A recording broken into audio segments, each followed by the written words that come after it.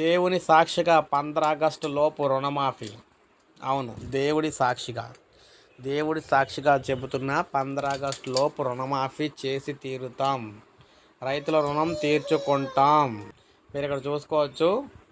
దేవుని సాక్షిగా 15 ఆగస్టు లోపు రుణమాఫీ చేసి రైతుల రుణం తీర్చుకుంటామని తెలంగాణ సీఎం రేవంత్ రెడ్డి అయితే పునరుద్ఘాటించారు. ముఖ్యంగా చూసుకున్నట్లయితే ప్రచార సభలో ఈయనైతే ఈ విధంగా ప్రకటించారన్నమాట.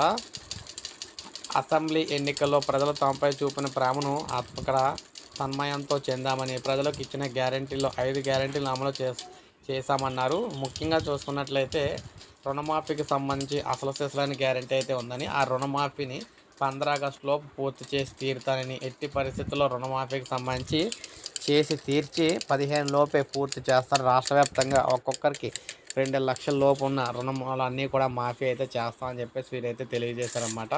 ఎట్టి పరిస్థితుల్లో రుణమాఫీ అయితే జరుగుతుందని చెప్పేసి నేనైతే చెప్పడం జరిగింది. సో ఇది మనకు లేటెస్ట్ అప్డేట్. ఒక లైక్ చేయండి, సబ్స్క్రైబ్ చేసుకోవాలి, మన ఛానల్ సబ్స్క్రైబ్ చేసుకోండి.